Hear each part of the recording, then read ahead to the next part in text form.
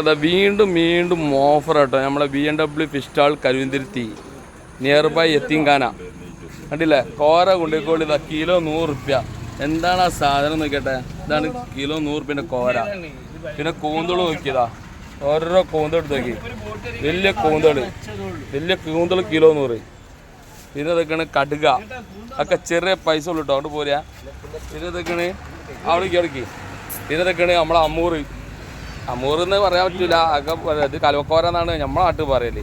ഇത് അമൂർ എന്ന് പറഞ്ഞിട്ട് വിൽക്കുന്ന ആൾക്കാരും ഉണ്ട്. ഇത് കലവക്കോര കണ്ടില്ലേ, അതും കിലോ 100. ഇങ്ങോട്ട് പോരി വലിയ കലവക്കോര. പിന്നെ മത്തി, ഇതിപ്പോൾ റേഞ്ച് വ്യത്യാസം ഉണ്ട് കേട്ടോ.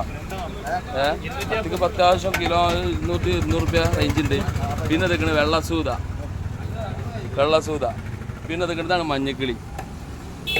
ആ കോര നേരത്തെ കണ്ട കോരല്ലത്, ഇത് മഞ്ഞക്കിളി. പിന്നെ ഇതൊക്കെയാണ് സ്രാവ്.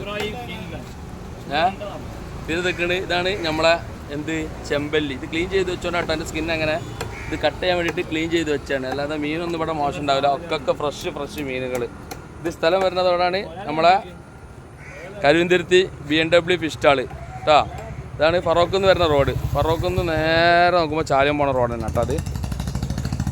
കണ്ടില്ലേ. എടാ സുരേട്ടൻ പോയോ? ഇപ്പോൾ കാര്യങ്ങൾ ഇങ്ങോട്ട് പോരിട്ടോ. എല്ലാ മീനുണ്ട്, ഇങ്ങോട്ട് പോരി.